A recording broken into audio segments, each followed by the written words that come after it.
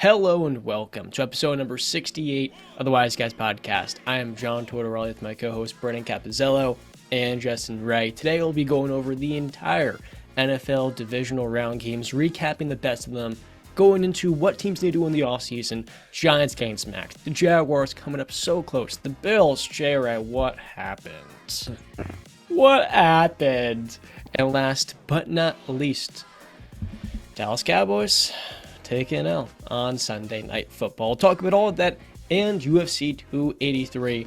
Awesome little NBA at the end of the episode. You got the Rui Hachimura trade to Los Angeles. What does that entail for the Lakers? And more importantly, why did the Wizards move off a former lottery selection?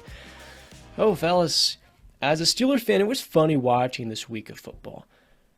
About 3 months ago, I think most NFL fans had the top two teams in the league as Kansas City and Buffalo. And I felt like all the other teams, Dallas, San Francisco, of course, Philadelphia, they felt half a step below because they didn't have the elite quarterback. And now, after the second round of the playoffs, one of those two elite teams with the elite quarterback is eliminated. They barely won a playoff game against Skylar Thompson. The other team has a hobbled superstar under center. Oh man, what if neither the Chiefs or the Bills make it to the Super Bowl? I wouldn't have been surprised a month ago, but guys, we're going to start things off today with the Kansas City Chiefs. Which one of you want to kick things off, beating the Jaguars 27-20 on Sunday afternoon? I'll start real quick. This was not my greatest weekend in picking games.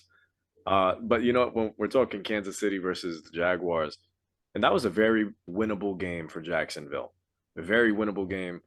And obviously, the future is bright, and we've said that countless times already when we talk about the Jaguars. Trevor Lawrence, he wasn't terrible in that game. In fact, he made some big throws. He made a big throw downfield to Christian Kirk. Just he couldn't reel it in, and that could have been a big difference. They lost by a touchdown. A couple of Gotta catch that too, Justin. You got yeah, as Christian absolutely, Kirk, number one, you gotta catch that. absolutely. So in the biggest moments, it showed that they need a guy like Calvin Ridley out there. And next year, I think the Jaguars will take that next step from being a 9-win team to potentially a 11, 12, if not more, at some point.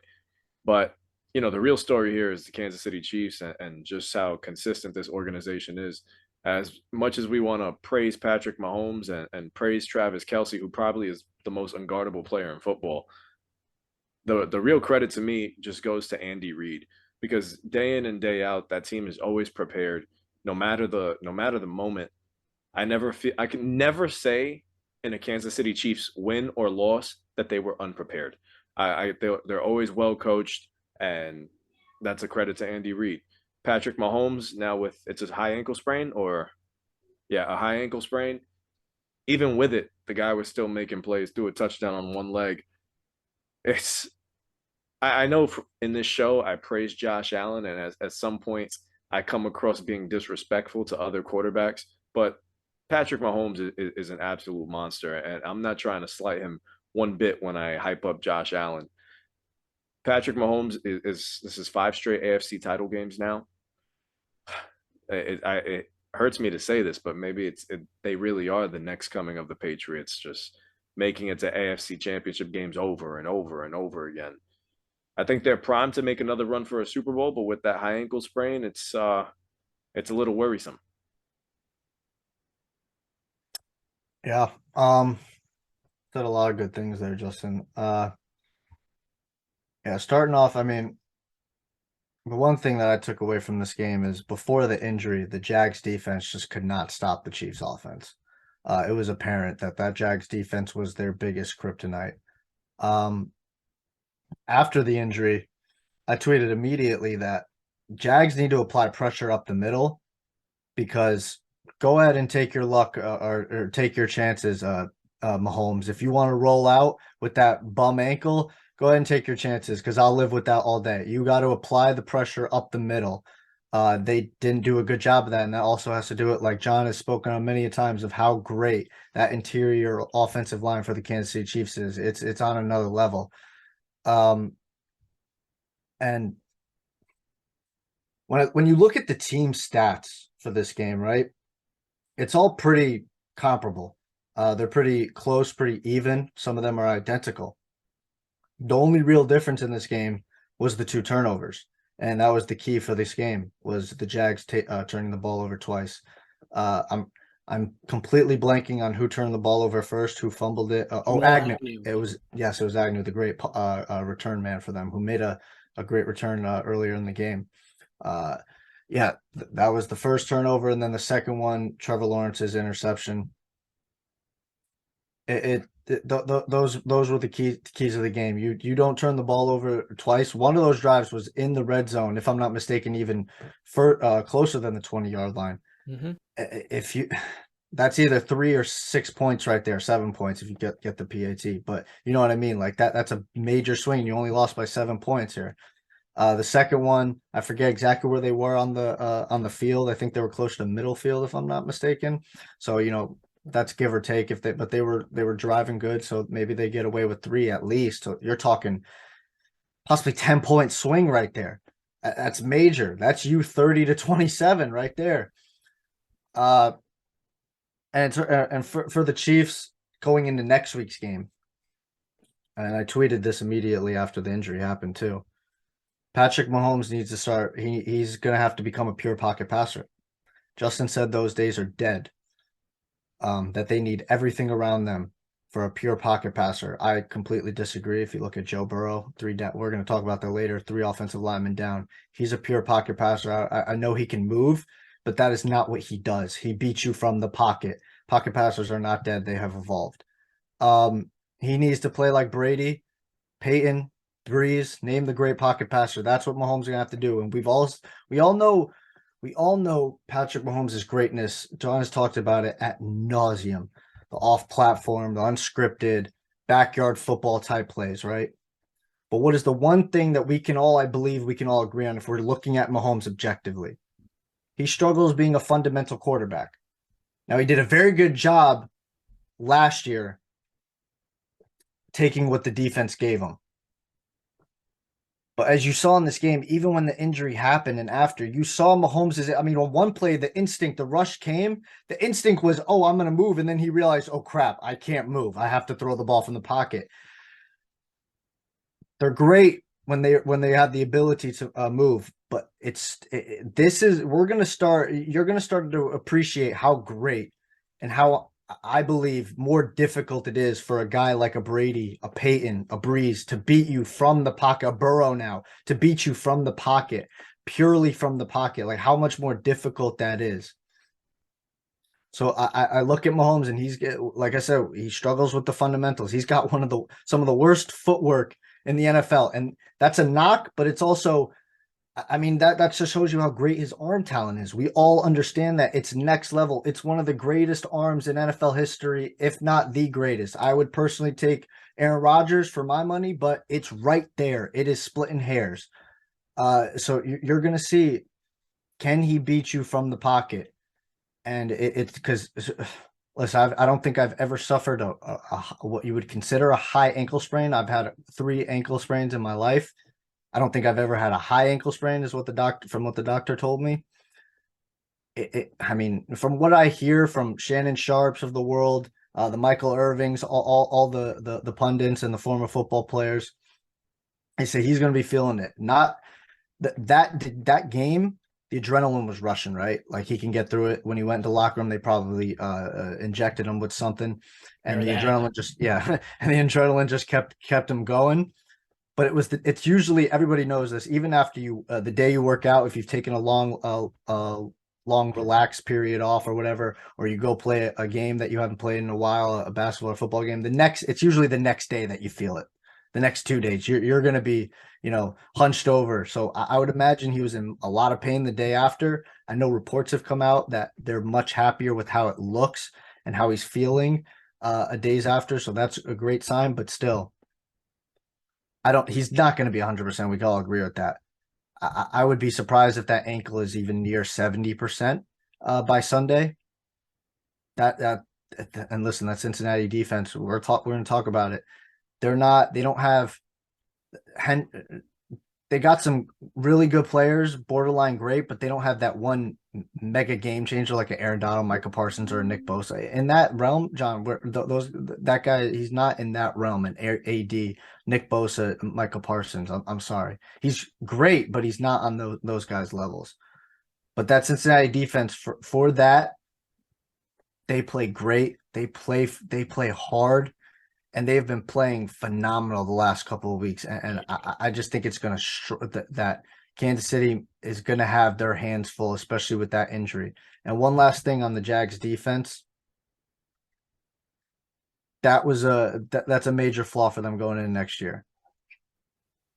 They're going to need to plug some holes in the offseason. They're going to need to get some guys. I think they're going to need to go get a game changer, playmaker on defense that can really, to look at that guy, like I said, like an AD, obviously not those, but you know what I mean? Like a high-ranking defensive player that can make you a play.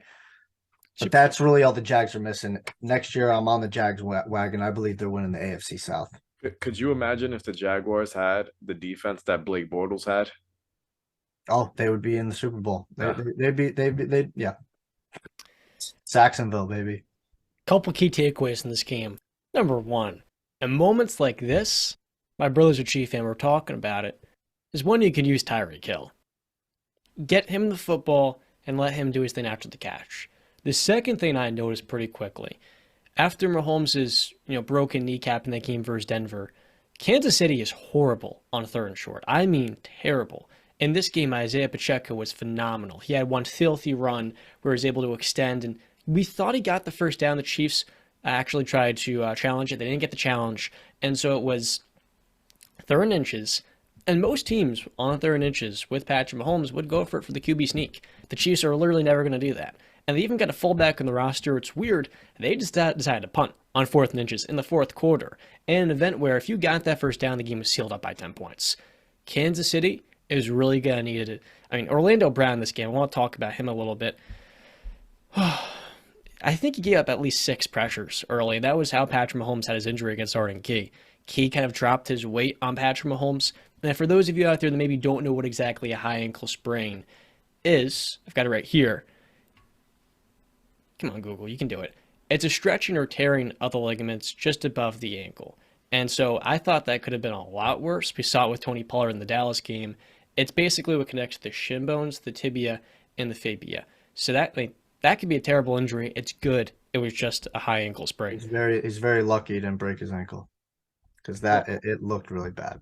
We can see like a tib-fib fracture happened with Dak Prescott.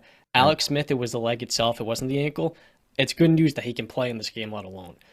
But I feel like for this Kansas City offense, we don't give them enough credit for how many dynamic weapons they have. Kadarius Toney, Isaiah Pacheco, Jerick McKinnon was great for them later in the season. I love this committee. Now, Marquez Valdes-Scantling, I know he had a touchdown in this game. That guy really irritates me. I mean, he's tall and he's fast for nothing. He can't catch the ball. He won't go up and grab a contested catch. It drives me crazy. But Juju, Travis Kelce, JReys, you talked about him. Andy Reid has so many different dynamic weapons, different threats that will keep the defense guessing. For Jacksonville side of things, Trevor Lawrence didn't play his best game, right? He had the interception, 1 drive, 2 plays after the Jamal Agnew fumble. Christian Kirk has to come down with that football. I know the Agnew fumble was tough. He's a great weapon, and that sucks, but I mean, the biggest mistake of the game is Kirk. That was a 55, 60-yard bomb, and it went right through his hands. It wasn't Daniel Jones to Richie James where he could have put it on his shoulder and James dropped. No, it went literally right through Christian Kirk's hands, a 60-yard play. That, to me, was the ceiling here. Kansas City's defense, though, guys. A lot of people have criticized them throughout the season. They held up strong, better than the Chargers did early in the second half of that game. I feel like for the Chiefs, with Steve Spagnuolo, they're always going to have a competent defense. And given what they got in the secondary, I think for them it's not on the level of the Bengals, but it is severely disrespected. Chris Jones is a stud. Frank Clark can get to the edge, definitely pressure the quarterback. And I love George Karlaftis as well at Purdue. Talking about this game for Cincinnati, fellas, Brandon, you're talking about the Bengals' lack of a superstar. This defense is Super Bowl material. We can talk about that coming right on up with this Bills game. Kansas City's going to have their hands full because with their ability to get to the quarterback, TJ Reader stuffing the run, That's going to change this entire game. DJ Reader's one of the 3 or 4 best in the league at that. And so when you had Pacheco, 92 rushing yards versus Jacksonville, maybe getting his carries cut down, the yards maybe cut in half, they're going to rely a ton on these weapons on the outside. And I want to talk about Cam Taylor-Britt, big time interception. He's played really well for the Bengals after missing the second half of the season. Rookie outside corner, filling in for Chidobe Awuzie. That Bengals secondary with Mike Hilton, God, I wish the Steelers kept him. Jesse Bates, Von Bell, Eli Apple. For as much as we clown the guy, he's totally competent. That's one of the better secondaries in the league, man. So, I want to talk about the Eagles and the Jaguars, or Eagles and the Giants, excuse me. We can say that for the end, and we can go right into this Buffalo versus Cincinnati game if y'all are down. I mean, yeah, since we're already basically, teasing it, we might as well just, we'll get into the Giants-Eagles game right after. So let's talk Bengals at Bills. Bengals at Bills. I feel like this is another Justin's got to go first. This is Justin has to go first. This is your boy. I mean, what happened? What happened? Bro, listen, I go from praising Andy Reid, and in this one, oh no. No. I'm saying I go to praising Andy Reid, saying, his team is always coached up. The Bills just look completely unprepared, man. Defensively, I'm not even sure Von Miller and Micah Hyde, while, yeah, they would have made a difference. I think Joe Burrow was he just had it going into the game, man. There's a quote by Jay-Z in a song called You Don't Know. He says, I sell ice in the winter. I sell fire in the hell. I am a hustler, baby. I sell water to a well. And Joe Burrow was just that cool, man. He just looks so unfazed. There's this video of him pre-game. He's throwing a pass down the sideline, and he just does like a 360, turns around. Just, man, I wish I looked that cool whenever I did something on a baseball field. But yeah, I think the Bengals just brought it, and I think they're just sick of people doubting them. I mean, look at all of us going into the season. I think Brandon was more high on them than me and John were going into it. I didn't even have them winning their division. And I mean, they were close to not getting it. But what they did last year, the playoff run that they went on, they were a couple plays from possibly winning a damn Super Bowl. And they're just not, they're a fearless bunch. I think the Bengals are ready. I think the Bengals honestly are going to win next week in Kansas City. I really do believe that. Yeah. But on the Bills side of it, Josh Allen disappointed me. I'm not going to make any excuses and say, oh, the UCL, oh, Micah Hyde, oh, Von Miller. No, that was just bad. It was miscommunications with him and Stephon Diggs. I mean, the reports of Stephon Diggs leaving before even some coaches got into the tunnel. Obviously, there's some rumblings going on there in Buffalo, but it's more so just people are heartbroken. This is back-to-back years you lose in the divisional round. Last year, an unexcusable loss. You're 13 seconds. That's all you needed to stop Patrick Mahomes, and you couldn't do that from stopping him from getting into field goal position. And then now you have this game played on your home turf, and which is something you always want. It's in the elements, and people say, oh, Buffalo in the elements, they should be scary, but they can't even win in their own elements. Maybe they should be fighting to play in a dome, because it was just god awful. What the throws that Joe Burrow was making in this weather, Josh Allen has always had some accuracy issues at some points. And when you're playing in that kind of weather, it shows. There was a ball that he threw to Stephon Diggs. Diggs was open, could have made a play, overthrown. And there was a couple of plays that I could have pointed out where we saw that. Now, I'm not looking at this to crap on Josh Allen and say, oh, the Bills have a serious problem with their future, because they don't. But the window in the NFL for Super Bowls, no matter who your quarterback is, it's small, because the way people are getting paid nowadays, you can't sustain a truly great team now, because people are walking away for the bag now. So, I mean, you can't blame them for it either. So I don't know where the Bills window is right now. I don't know if they were just a couple players away or a couple of healthy pieces away, but I think they just really need to look in the mirror and say, hey, something that Brandon's been saying for a long time, we need to get ourselves a dominant running back where our offense doesn't just run through one player 24/7. You have talented wide receivers in Diggs and Gabriel Davis, even though Gabriel Davis wasn't what we wanted him to be after that dominating divisional round performance last year. You expected so much more. But I really think they need to shift the focus of their offense and not put so much on Josh Allen's plate where he feels the pressure to make a big play every drive. You know, they fell behind at home, and immediately, I mean, the Bills crowd is going crazy at kickoff, and then feels like 5 seconds later, the Bengals are marching into the end zone. And that's the second that happens, you're probably looking at each other, whoever you're watching the game with, saying, ah, shit, we're in trouble. Like, we got ourselves a game here. And next thing you know, you find yourself down 14-0 at home. And that's where my point comes in, where Josh Allen has so much on his plate. He's the focal point of the offense. He feels like he needs to do more than what he really should have to. Look at Trevor Lawrence. Trevor Lawrence has Travis Etienne, and Etienne had a spectacular season this year. At least he knows he can hand the ball off to him and just let him do his work. Because when Etienne gets hot, there's no stopping him. And I'm not dissing Devin Singletary. I just more so say the Bills just didn't use their pieces well enough, because Devin Singletary could have easily rushed for 1,000 yards and maybe 8+ touchdowns if they actually trusted him to carry that kind of workload. So I'm not going to say the Bills, I'm not going to crap on them, but they do have a lot of changes to make. I still love Josh Allen, and he probably will still be my odds-on favorite to win an MVP next year, because it's bound to happen. He's just insanely talented. Is it bound? Eventually in his career. That's what I'm saying. He's an absolute stud. And I'd be surprised if the Bills don't make a Super Bowl with the guy. I bet you would have said the same thing about a Phillip Rivers or a Ben Roethlisberger. No, I don't think so. I don't think that is. No, I'm saying Phillip Rivers. I'm not knocking Ben. I'm not knocking Phillip either. I'm saying I feel like Josh Allen's talent is on superstar levels. But relative to the rest of the league now, I mean, Ben also went to a Super Bowl in the second season. Mm-hmm. No, you're absolutely. I'm not listening. Like I said, I'm not. That it's just.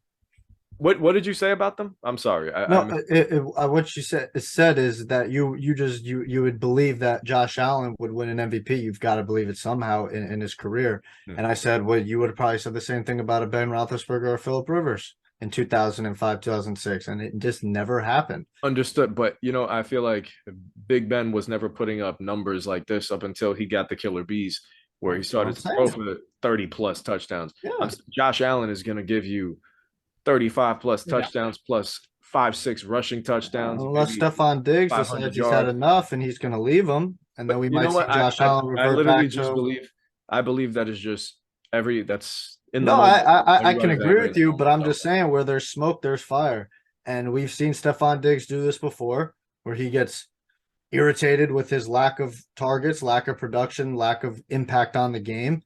And I'm just saying, 2 years in a row, like you've said, devastating. 3 years, really. I mean, AFC Championship. Yeah, you're right. 3 years. Two divisional rounds where you don't even reach the pinnacle. And this year, you were heavy Super Bowl favorites. Everybody walked into the season, except for moi, saying the Bills are going to the Super Bowl. The Bills are going to win the Super Bowl. I mean, literally, the entire NFL Network's lineup, they all picked the Bills to be in the Super Bowl. All of them. We saw Week 1 versus Los Angeles. Yeah. And that was an incredible game by the Buffalo Bills. They played great. But again, this has happened 3 years in a row. Josh Allen, the Buffalo Bills, couldn't get the job done. I don't want to hear, and not from you, Justin. You didn't say it. You said I'm not giving injury excuses, but I don't want to hear any injury excuses of the UCL, Von Miller not being there, Micah Hyde, the offensive line being shaky. Lack of run game. I don't want to hear it, because guess what? Go look at Cincinnati. They're down 3 starting offensive linemen, 3 of them.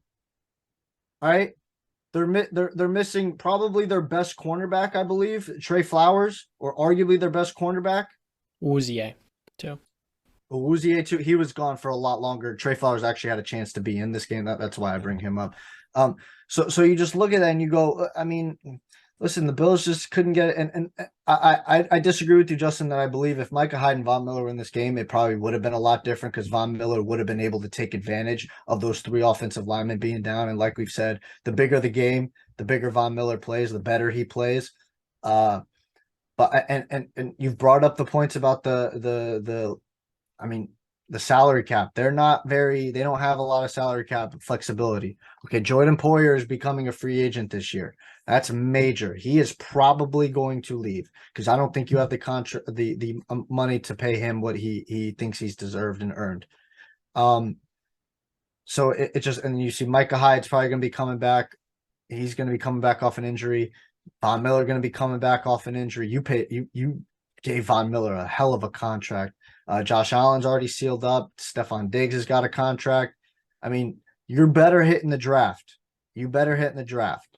But yeah, talking about that was just a quick rank that I was just like, it's 3 years, man, and I'm sick and tired of the Josh Allen, because I mean we're gonna get into the Cowboys game. I don't know how you guys personally feel about it, but it's just like just the difference in how people talk about certain quarterbacks, and it's just Josh Allen. I feel like he gets a lot of a pass. He is very coddled by the media. No excuses. Joe Burrow is better than Josh Allen. I said that coming into the season. You guys both said you didn't say I was crazy, but you guys did not believe that statement. I know John has definitely come around to that. Justin, I don't know if you have finally awoken to the truth of the matter that Joe Burrow is a better quarterback than Josh Allen. He's actually been a better quarterback at every stage of Joe Burrow's career. Joe Burrow has been a better quarterback than Josh Allen. You go back to college. You can go back to compare their rookie years. Yes, you can. I'm not fighting. I'm not fighting. Okay. I thought you were nodding your head. No, you go back. I'm nodding my head in disappointment. Okay, you go back to the rookie years. Their second year, Joe Burrow's in the Super Bowl. Third year, Josh Allen had that MVP jump. He went to the AFC Championship. Guess what? Joe Burrow's third year, he's in the AFC Championship for the second time, probably going to the Super Bowl because I'm picking the Cincinnati Bengals to go to the Super Bowl. But yeah, the run game, like I said, was going to be a major factor, especially with the conditions. And you look at the Bengals, 34 carries, 172 yards, a touchdown, 20 carries, 105 in a tub was for Mixon. He had a great day. The Bengals, like Justin said, the Bengals just came in and their offense walked the Bills down. I mean, it was just not even like they treated them like a hampered defense. And looking into next week's game, I'm really hoping Alex Kappa and Trey Flowers can be there for that game because they're going to need all the help they can get. Like, at least if Kappa's there, they can say their interior line is healthy or as healthy as can be because they're going to need that going up against Chris Jones, who is a borderline Defensive Player of the Year candidate. Flowers is a backup, though. He actually hasn't started one game this year. It's been Mike Hilton in nickel packages and then Cam Taylor-Britt filling in for Jadobe Awuzie, who got hurt midseason. And on the other side, I've got Eli Apple. To talk real quick about... Really, Trey Flowers is not a starter? So last year, he came in, he started one game for them. But yeah, overall, it's just been a rotational piece. Wow. So I want to talk about... I would say he's better than Eli Apple, but go ahead. Eli Apple's pretty solid. I want to dive into this Bills salary cap situation. This offseason, they have $40 million in cap space. And some key free agents, Trayman Emmons, their linebacker, really great player. Tremaine Emmons, great season. And then, like you mentioned before, Brand, one of their best defensive backs as well missed this game. Look, you look at what the Bengals did offensively, and you compare that to what the Bills' production was. You can't blame Josh Allen for his team getting ran all over in the trenches. And I see this often with defensive head coaches. Sean McDermott's pretty good. But one thing you can't deny, when you're not the offensive mind dialing up the plays, Belichick, when he lost Josh McDaniels, he's had a tough time finding the replacement. Mike Tomlin loses Bruce Arians, had a very tough time finding a pretty decent offensive coordinator, especially after firing Todd Haley. Then last but not least, Sean McDermott loses Brian Daboll. Look, there's only so many great young up-and-coming offensive minds in football. With Buffalo, I think they do miss Brian Daboll. Ken Dorsey did a nice job this year. He's been all around the NFL, but Dorsey didn't call his best game. Did Josh Allen play poorly? No doubt. Justin talked about the 3rd and 4, Ailman, a 25-yard pass, or Stephon Zag. Come on. In the rain, in the cold, in the snow, it's hard to throw the football. One thing you can't deny with these heliocentric quarterbacks, it feels like a Nikola Jokic in Denver, or Trae Young in Atlanta. When they are the system and they don't have a running game, the offensive line is not very good, and the defense is missing 5 to 7 starters After Jordan Poyer and Trey White banged heads in the fourth quarter, or I think it was the second half of this game, hoping they're both good because a scary collision, you can't put the blame on Josh Allen solely. That being said, we can acknowledge Allen was outplayed by Joe Burrow. Now that we've talked about the Bills, as a Steeler fan, it disheartens me that I have to watch Joe Burrow for the next 12 years. This guy, after tearing his ACL, has won the AFC North in back-to-back seasons. I want to keep this in mind, guys. When he was drafted by the Bengals, they had the number 1 overall pick because they weren't good. 5 years ago, the quarterbacks of these two teams were Andy Dalton and Tyrod Taylor, 6 years ago. And it's crazy how much something can change. Joe Burrow has accomplished more than any other first-round pick. Joe Burrow has accomplished more than any other first overall pick. And he's come to a franchise in Cincinnati that before him, shout out to my buddy Joel Moran, had 5 playoff wins. With him, he is 5-1 through 2 years in the postseason. He has a chance to go to the Super Bowl for a second straight season, something Cincinnati had not done in almost 3 decades. Joe Burrow is a superstar.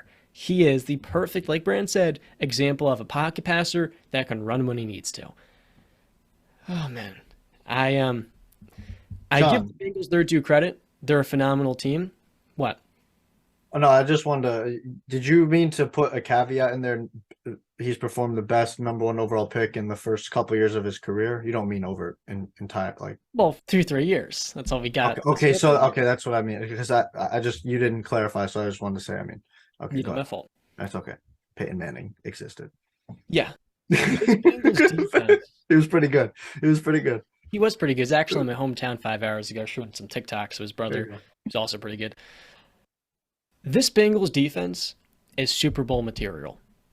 They may not have an Aaron Donald. I don't care. They have an incredible defensive mind in Lou Anarumo and an awesome secondary that's developing. Their pass rush, really good. DJ Reader stuff in the run. You got the linebackers, Logan Wilson. He is a really good player. Jermaine Pratt, Trey Hendrickson getting back into the mix after he missed some time early in the year. This Bengals team has a better defense than Kansas City pretty comfortably. And that's why we need to actually recognize when we compare Burrow and Allen, one has a lot more support than the other.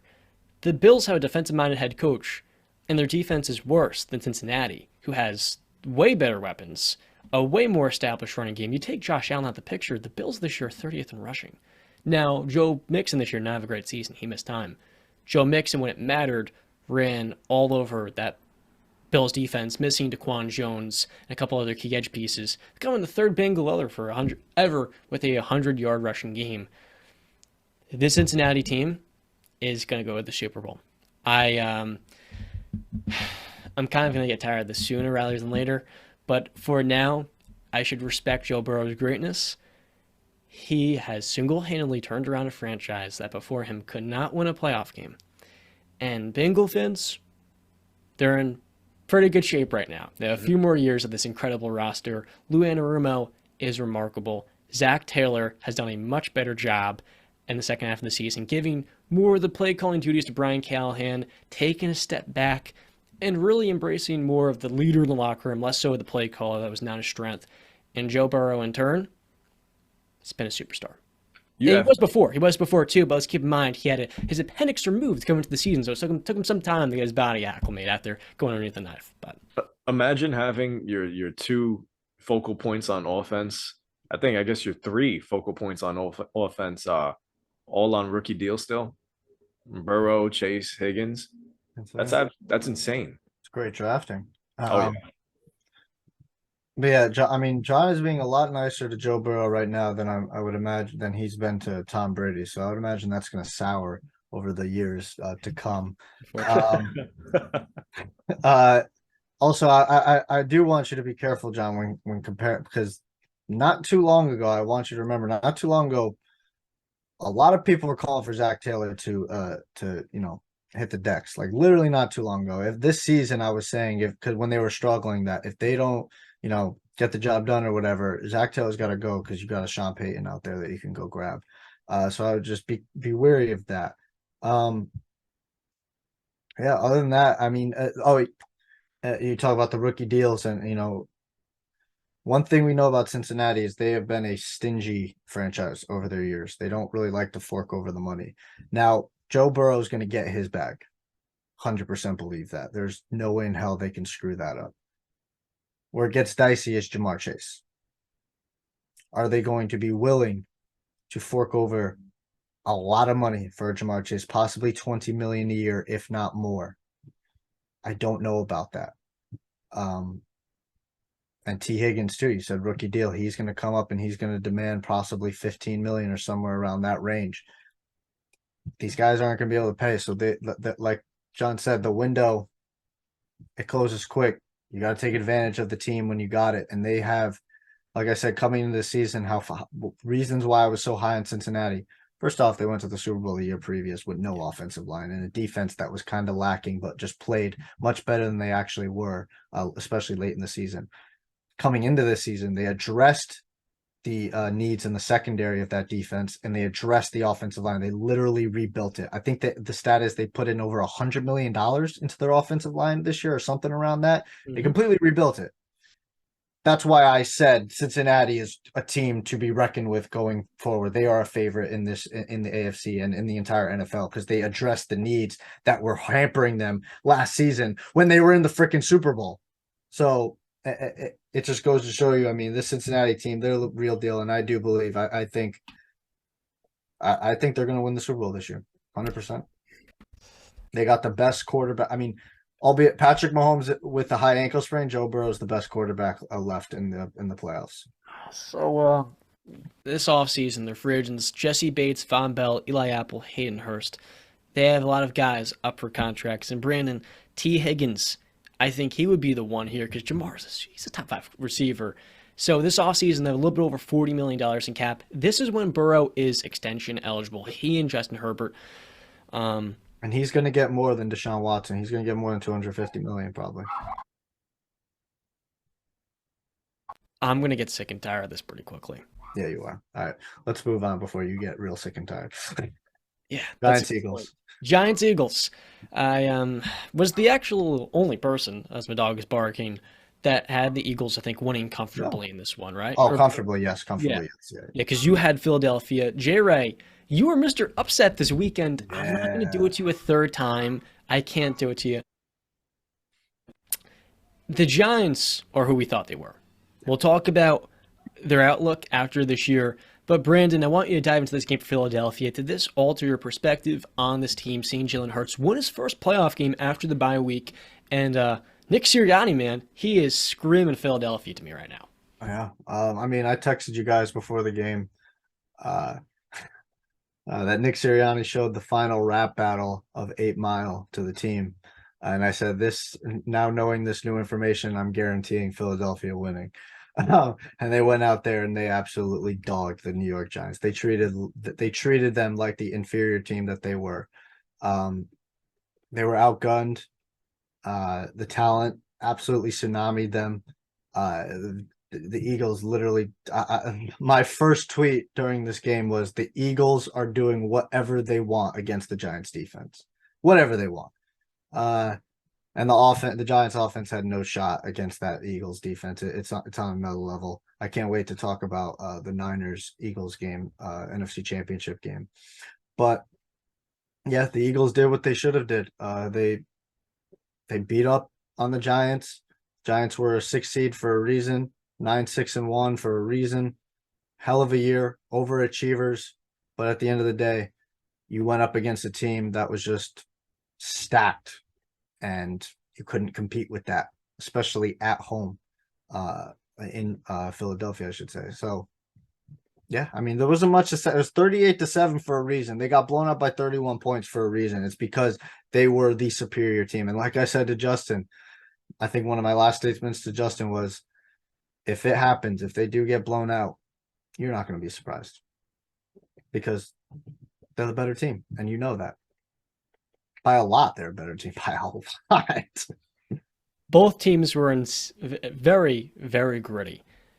The Eagles were better than the Giants at every single point across the board. Even running back, Kenneth Gainwell over 100 yards in this game. Boston Scott, the Giant killer. The guy's 19 career touchdowns. I'm sorry, Giant fans, I have to remind you all, 11 against them. Looking at this matchup, it's quite clear to me what the Eagles have done is one of the most remarkable things in sports. They built a Super Bowl team 5 years ago, and then it started to crumble because Carson Wentz, with that big new contract, failed to actually get them back to that point. So they tore the entire thing down. He was left out. What happened? They trade Carson Wentz. They trade Zach Ertz. They literally fire a Super Bowl winning head coach. And less than 5 years later, they build an even better team. Howie Roseman is the best general manager, and not only all of football, he's one of the best general managers in all of sports. You go from Doug Peterson to Nick Sirianni. That look into the camera in the second quarter, where they're going out, is the head nod. Oh my God. There's 2 more quarters left to play, and the guy is already feeling himself. Nick Sirianni is an awesome head coach. You go from Frank Reich as your OC to Shane Steichen. The play call in this game was crisp. The only members from that Eagles team are Jason Kelce at center, Lane Johnson at right tackle, Brandon Graham, and Fletcher Cox. The rest of the team is completely different. Your secondary is ridiculous. The edge rushers, unstoppable. Hassan Reddick this year, great season. We talked about Graham before. The free agent signings this team has had is remarkable, but it's the drafting. When Carson Wentz struggled, what did they do? They draft Jalen Hurts in the second round. And on that rookie contract, they had the affordability to go out and make a big-time trade, paying A.J. Brown. And in turn, you trade up and you take Devontae Smith from the Giants. Oh, I'm so sorry, Giant fans. Giant fans hate the Eagles more than any other team in the NFC East. And it's because of things like moving up to take the receiver, shutting them out the postseason in 2020 by benching Jalen Hurts in a game that, if they won, would have sent the Giants to the postseason in spite of being a 5-win team. Or it's, a 2-win team, 6-win, doesn't matter. They're horrible. Maybe the most impressive thing Howie Roseman has done was tearing that team down and knowing when it was time to turn the page. The guy is remarkable. Incredible job. And I think Philadelphia should be building him a statue sometime soon.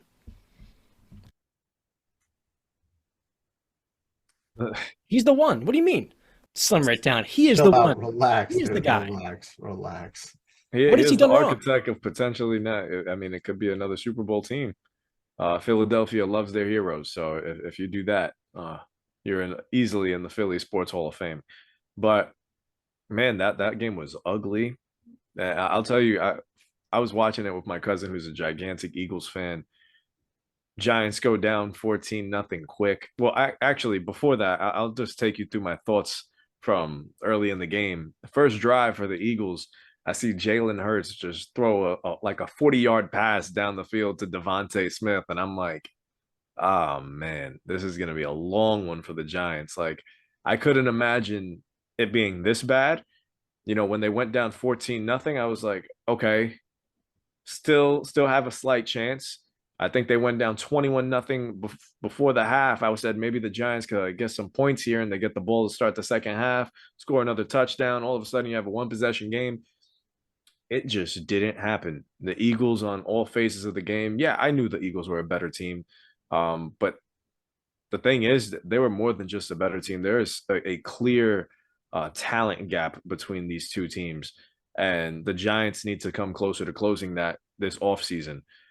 I'm not going to crap on the Giants too much because, like you said, Brandon, you wouldn't be surprised if the Eagles blew the Giants out.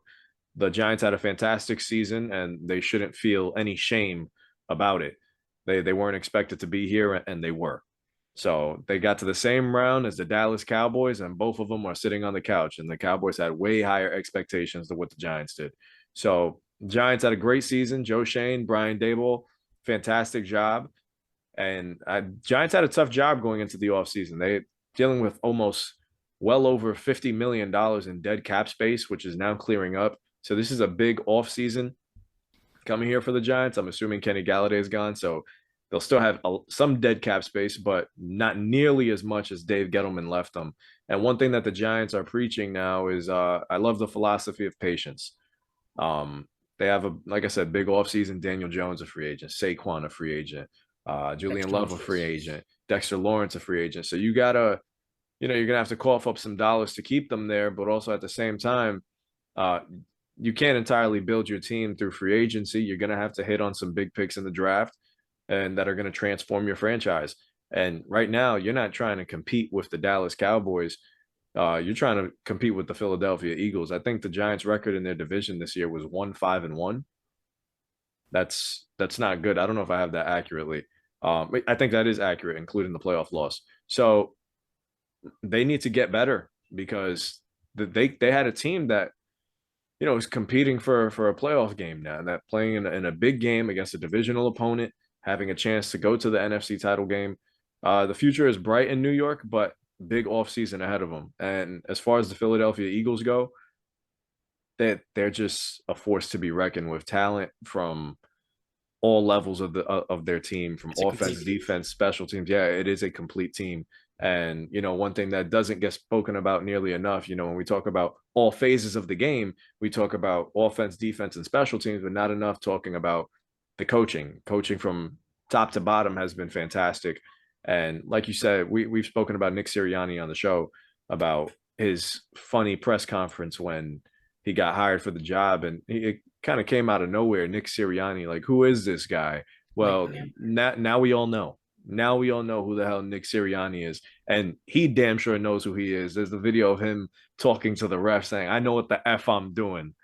And I love that confidence. He's so different than all the, like a Bill Belichick, who's just so, so calm and so serious in those big moments. And you see Nick Sirianni on the other side just going absolutely nuts. And it seems like he's one of his own players. It seems like he's the one that has the pads on, going out there laying the hits.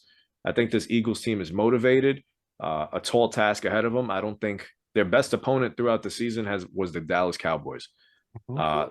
Now they're going against the big bad San Francisco 49ers, who are right under them in the standings. And while, yeah, it's a rookie quarterback they're going up against, I don't think the rookie quarterback is their big problem, and they know that. It's this fearsome front of the 49ers defense. They're, the safeties, the linebackers, the D linemen, they're just a frightening bunch. So both teams have their hands full in all phases of this game. But Eagles are a great team. I'm, like I told you guys, I'm not going to be recording our next show, so I'll just straight up say I think the 49ers have enough to go into Philadelphia and win. Brock Purdy and Jalen Hurts went at it in college, Iowa State versus Oklahoma. Jalen Hurts had the better half that day. Both had monster games. Oklahoma won, I think, 42-41. Iowa State just missed the comeback win on a 2-point conversion fail where Purdy was picked off at the end. I'm super pumped for this one.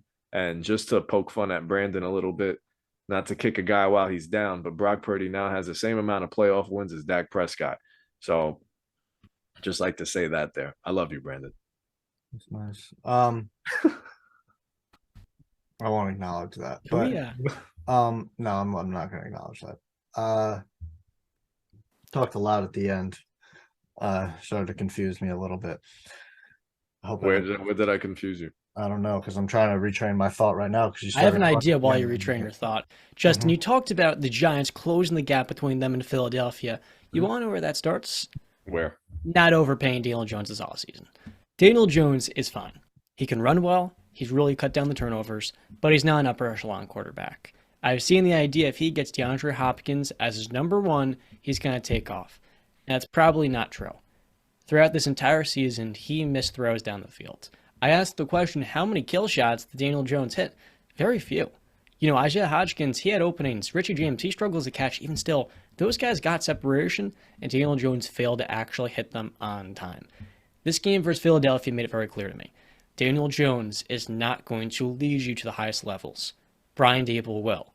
You have to look in this year's draft at a quarterback you like. I think the obvious option is Anthony Richardson out of Florida. He reeks a project Brian Daboll would take on. Daniel Jones can get you to the playoffs with great great coaching, and a great play caller. But Daniel Jones, when you pay him all that money, is not going to be good enough to overcome a limited supporting cast. He can, when he's on a rookie contract, win you a playoff game, maybe.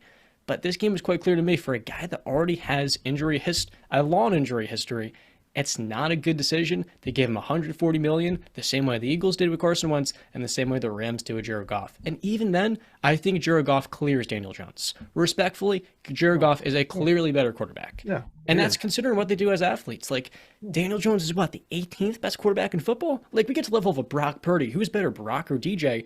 I might go with Brock. I really think he's more consistent, a better decision maker. He can actually hit the deep shot. I mean, there's a lot of quarterbacks I would take over DJ still. Yeah. I don't like the Anthony Richardson pick for just about anybody. Everybody keeps saying, I've been seeing him pop up on my Twitter feed. Mind you, I don't know if you guys know this, but I'm actually a fan of the Florida Gators.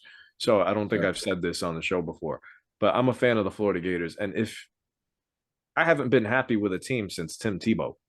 Okay, I have not been satisfied. He set an expectation, him and Urban Meyer, that, you know, we belong in championship games. That doesn't happen anymore. Unfortunately, we are no longer a big, fearsome front. And Anthony Richardson never put us over the top. And if you want to talk about quarterbacks that go into the NFL, I'm more than positive seeing his numbers. And you're saying, you know, this is a guy that can be a potential project for the Giants. Giants don't want to go into a project. They just went 9-8. Go after this year. Sure, if Daniel Jones isn't the guy, sure, then you go after a vet or you trade up to get a true star quarterback that can potentially make that impact. But Anthony Richardson isn't that. Yeah. Only had a year and a half of starting experience. So is that worth taking a flyer? No, it's not. It's not. It's and not. He might be, and he might be climbing up ranks. You know what? I'm sick of pro days, and because these guys are making throws off balance with no pads on and no pressure. Malik Willis looked fantastic. And then we saw him in the NFL. Does not look like that. Mm-hmm. Now, granted, yes, he's a rookie and a lot of things were going on. So I'm not going to be hard on him. I pray that he comes out even better next year. Mm-hmm. But saying Anthony Richardson, he might light up a pro day, but it's totally different when you go from playing in college football to going into the NFC East, where you got to go up against Micah Parsons, Fletcher Cox, and now Chase Young as well. It just doesn't sit well with me. So Anthony Richardson, no, I hope he becomes something, but I do not think he's that guy. So that's just my quick assessment. You know, John is right in terms of they're not overpay Daniel Jones. He's not right with the Anthony Richardson thing. But Justin, Brian Dable might be if he takes it. That's fine.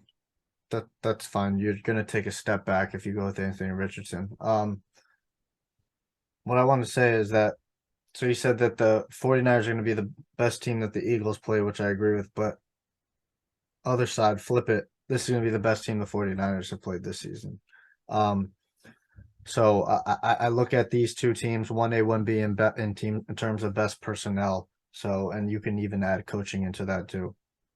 It's a true heavyweight matchup. And you said that they're trying to close the distance on Philadelphia. The Giants are, buddy. They ain't even. They need to worry about Dallas before they even get to Philadelphia. Because unless they make an astronomical move, you're not moving me. Dallas is a better team, more explosive, better weapons, better defense, superstar players, better quarterback. They have a better coach, the Giants, but unless you're making an astronomical move, you ain't moving me. They sure, but I guess I'm saying the Giants have hung into games against the Cowboys more than they did some in those games against the Eagles. That's fine. Like they got swept. They still got swept by Dallas. They still got swept. At the end of the day, they still got swept, and it's just it's going to keep going like that because they're just they're a better team. Like Philadelphia, they're a better team. Well, then for better words, I guess they need to close the gap within their division because they cannot be the third best team. They need to elevate. You can't be getting bullied by the Eagles the way that they did. At least put up a fight. Like their Dallas and Eagles, those are heavyweight matchups. Their backups put up a better fight than their starters did. Week 18, their backup, there was a 16-22 game, I think. You're right. Kenny Galladay even got in the end zone. Yeah. Might be the only time. All right, let's get it. Let's go. Justin's moment to shine. Justin? The one game he got right this week. The one game you got right this week was The San Francisco 49ers at home versus the Dallas Cowboys. Stunning a lot of people, a lot of delusional people in the Dallas world. Not talking about you, BC. Don't think I'm throwing a shot at you, but people that may have thought Dallas had a better team. This matchup reminded me a lot of last week. Tampa versus Dallas. Tampa Bay is a better quarterback, but everything else points to the other team that was, to some people, an underdog. I don't know how. You looked at the 49ers, 19-12 win versus the Cowboys. What stood out to you? What stood out to me is that this team is resilient. On the Cowboys side of things, I think the only reason it was close is because the San Francisco 49ers allowed it to be.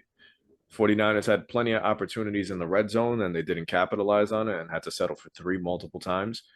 Brock Purdy did not have his best game. I'd even argue and say this is probably his worst game since he took over the starting job. But he started to reel it in later in the big moments, delivered a good throw to George Kittle. I mean, just ahead, Kittle made a huge play. But all in all, I can say that this 49er team is still just as scary as they were before, man. Nothing changes to me. I think George Kittle, Deebo Samuel getting the ball more rushing. Elijah Mitchell is running hard. CMC caught fire later in the game. This team is scary, man. This team is very scary. And I don't know, one of our Instagram reels, I got a lot of love from the 49er faithful. And listen, I hope it stays true because I really do believe that this team is capable of going into Lincoln Financial Field and winning. And while I'm not going to go out there and speak as confident as I did about the game against the Cowboys, because I've told you guys for the longest, the Cowboys are just going to cowboy. I think we can mark it in our calendars that this will be a yearly tradition, watching the Cowboys lose in the postseason. And I mean, they should be happy. They got to the divisional round this year. But they won a playoff game. But the 49ers are year in and year out going to contend for Super Bowls. But like I said, tall task ahead of him going into Philadelphia. Tough environment for Brock Purdy. This is going to be the toughest thing that he's seen. And I've said it before, he's been going against the toughest defense in football for 13, 14 weeks now. But now it's different because this team is trying to scheme against you, not scheme against somebody else. And I just hope he's up for it because this Eagles front is going to be sending pressure out the wazoo, going to see how you react. They're going to make you uncomfortable. I don't think he's gone up against a guy like Darius Slay or James Bradbury or Gardner Johnson before. And that's going to be on the other side of that field when he takes the field on Sunday. So I'm with confidence. I'm not going to say, yeah, 49ers are going to the Super Bowl, but I will pick them to win this game. It will be close. I don't know what's going to happen to flip this script and make it go my way, but a lot of things have to go perfect for the 49ers to win this game. This Eagles offense is dynamic. Jalen Hurts is throwing the ball well. He could throw a dime. He might run for 40 yards on you. Their running game, I think they just ran for over 220 yards against the Giants, just completely gashed them. I'm nervous. I'm very nervous about this game because I haven't seen Brock Purdy in a game like this. This is so early in a career. Like the guy doesn't even have 10 games under his belt, and he's playing in the NFC Championship game. This is going to be a big one. Where legends are made. Oh yeah.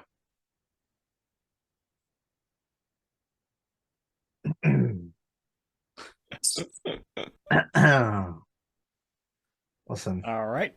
Listen. I came out here. I pumped my chest. Tried to speak it into existence. I tried to hype the Cowboys up, all right? I tried.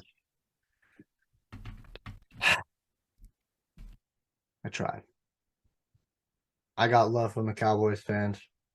Got a lot more hate from everybody else, but that's fine. When you're talking high on the Cowboys, you tend to attract 31 other teams, fan bases that just want to pummel you down.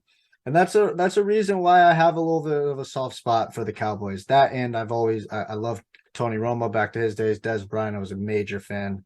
Loved Dak Prescott's CDs, really good. Zeke was great. I mean, I just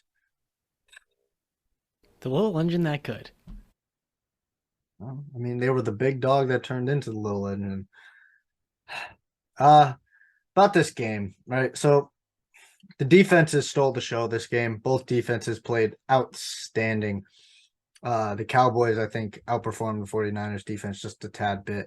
I'll get to why in a minute. But in my opinion, both quarterbacks you guys have spoken on, both quarterbacks weren't good.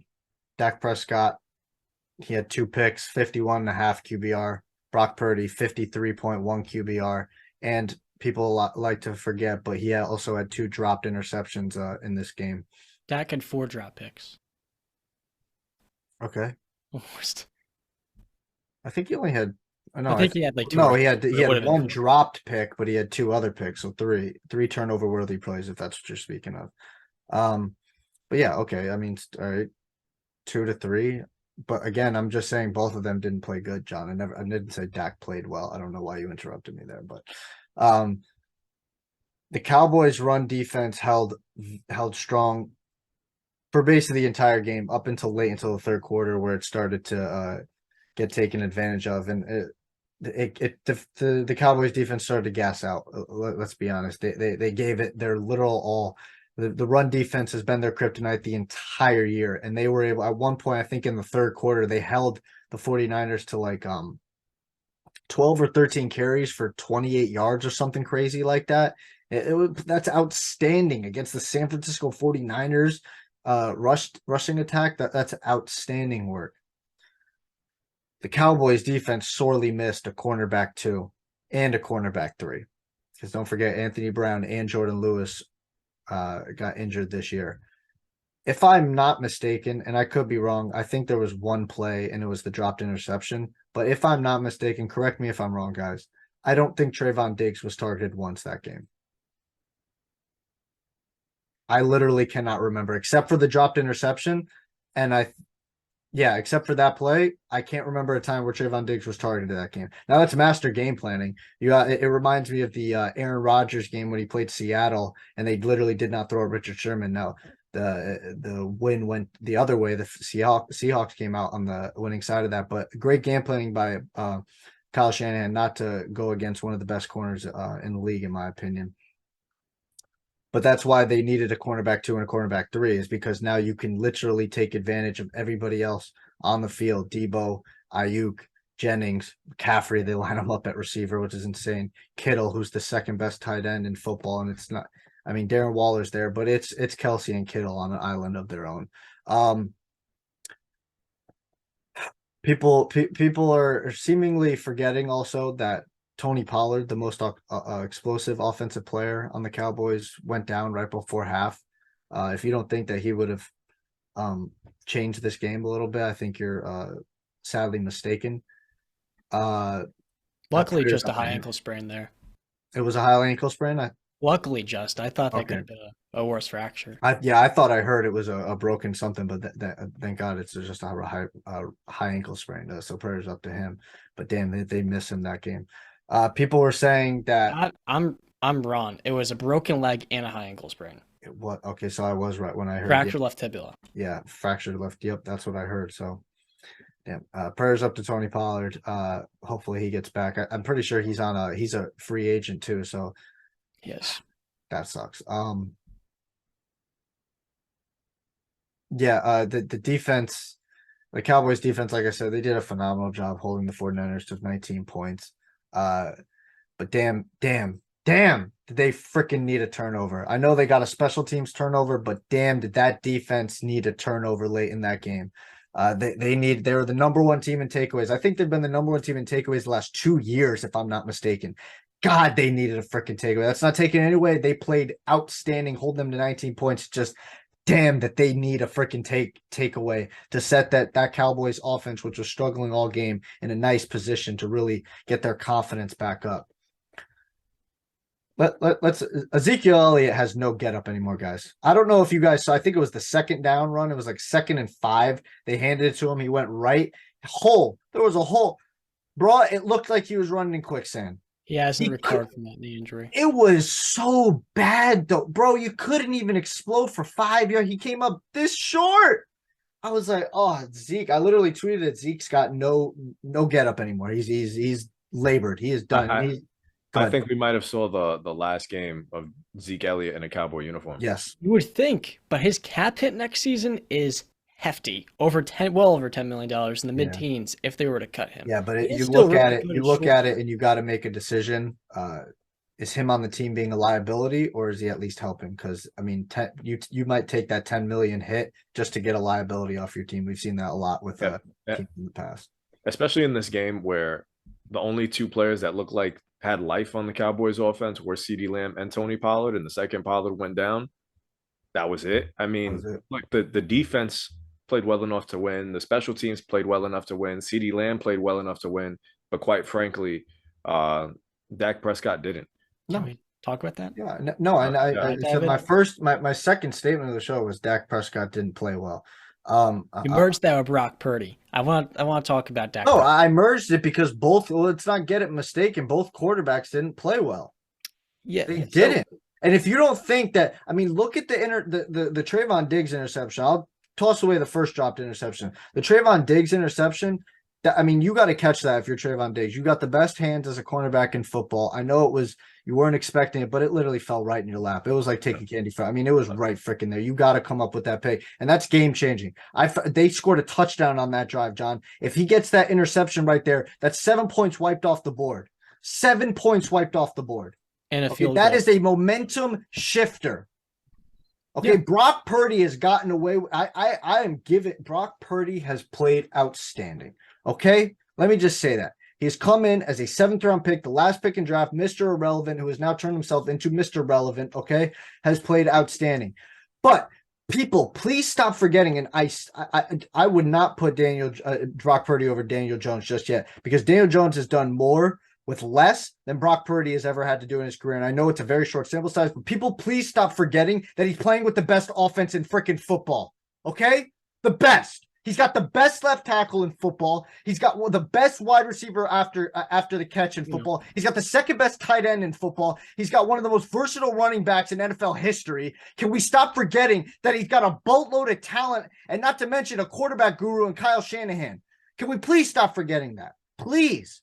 Dak Prescott did not play well. He didn't. Okay, after a career game last week, he played like crap.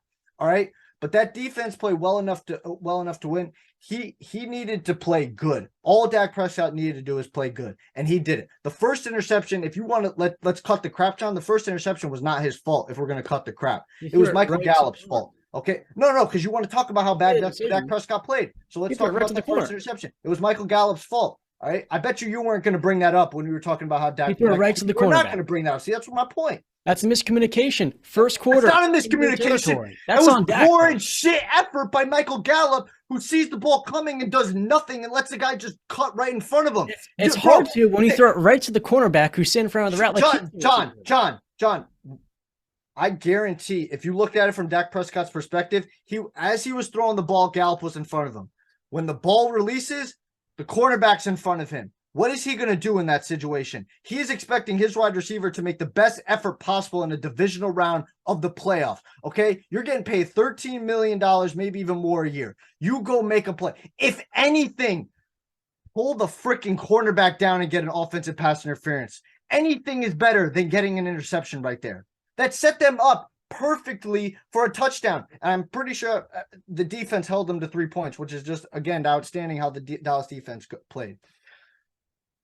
If you want to go ahead and take on your criticism of Dak Prescott, by all means, go ahead. And I'll get to my points a little bit after. Go ahead and criticize Dak Prescott for playing bad against, you will not mention, the best defense in football. Go ahead.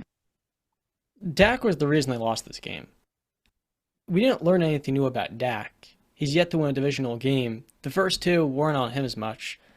I think we just know who Dak is. This was the biggest moment in his career, and you got upset at me for the first pick. The interception he threw to toward Michael Gallup. Gallup, yes, he could have made a better play on the ball, but the cornerback saw the route because Dak had his eyes lasered right onto him the entire time. You telegraph your pass like this, whether you're a point guard or a quarterback, it's going to be easier for the defensive back or the defensive player to jump it. The second interception to Fred Warner was terrible. Dak Prescott is a good quarterback, right? It reminds me a ton of Alex Smith in Kansas City, and we'll talk about the parallels to the Chiefs 6 years ago.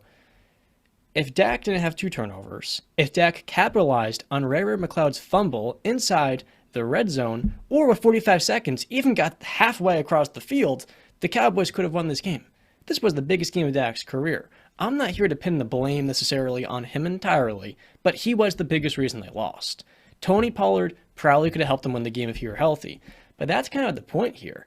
Dak had many opportunities. Special teams gifted him one. The defense gave him the ball back with 45 seconds. No timeouts. The reason there are no timeouts is because Mike McCarthy didn't trust him on a 4th and 10 to continue a drive that was already dead. Dak played horrible, and this is coming off a week where he was great. That's the inconsistencies with him. I don't understand how his career. I'm pretty surprised as his career has gone on, he's gotten more and more turnover prone. But that's because this is his only year where he has been turnover prone like this. As he's aged with the injuries, this is his only year where he's had a turnover problem. That is not a factual statement. This is the only year where the turnovers have been astronomically out of the world. He has not been a turnover worthy guy. I think turnovers are an overrated stat, but the timing of them matters a ton. 100%. 100%. It's not. Yes, it's not when you turn it over. It's not. If you turn it over, it's when you turn it over. But again, you completely disregarded the ball. Dak was not known for turnovers in his career. For the first 6 years of his career, he was not. This was the first year where he had started to turn the ball over at an enormous rate. And I'm not giving him a pass for that. He deserves his blame for that. But in one sentence, John, you say, I'm not trying to pin the blame wholly on Zach. And then the literal next sentence is, but he was the biggest reason they lost this game. Yeah, just choose your side. Listen, he was the biggest reason. So then you are pinning this blame solely on Dak, which is not a fault of yours. That's not a problem. That's just how you saw the game. But just stand on it if that's how you feel. Okay, because I will agree with you. Dak Prescott did not play. I said Dak Prescott did not play well enough to win this game. That was a Super Bowl defense performance by the Dallas Cowboys, and Dak Prescott fumbled the bag. I mean, was that the 4th and 10 you were talking about that McCarthy didn't trust him? Was that the 40, not the 40, the before the 2-minute warning is what you're talking about? When they punted. Come on, bro. That was at the 20 freaking yard line. You want him to go for that? If they don't get that, John, that game is literally sealed over. That's what I'm saying. The field goal, and they literally are in position to kick the field goal. They kick the field goal, and it's over. If you're paying a quarterback $40 million, oftentimes you would trust him on that play. No, you do not not at that position of the field at that time in the game. You do not do that. You would have all but killed the game. Elijah Mitchell getting back into the game. Mike McCarthy's job would be on the line if he did that, because you don't do that as a head coach. You're down by 7. And you go for it, 4th and 10. If it's 4th and 3, 4th and 5, okay, I can feel you a little bit. 4th and 10, you bugging against the number 1 defense. You got 3 timeouts. Yes, 2-minute warning coming. You're putting the 49ers at the 20-yard line if you don't get that. They run 3 plays. Your timeouts are gone. 2-minute warning's gone. They can kick a field goal. Game's over. You get the ball back. There's nothing you can do because you're down 2 scores with less than 2 minutes to go. You do not go for that, John. That is a terrible decision if you think Mike McCarthy made a mistake there. No. He had faith in his defense to go get a stop for them, which they did because they've been playing outstanding all season. And then if you want to get into the final drive of the game, I mean, Dalton Schultz. What are we doing, guy? I know the game is pretty much over, but I mean, you got to give it a shot as a shot. A Hail Mary is a Hail Mary for a reason, because you're just throwing it up, hoping for something. But I mean,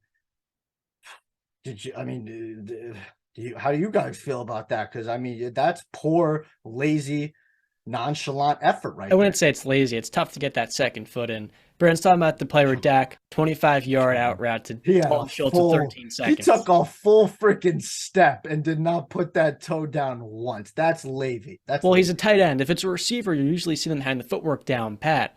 I feel like for Dallas on that last drive, yeah.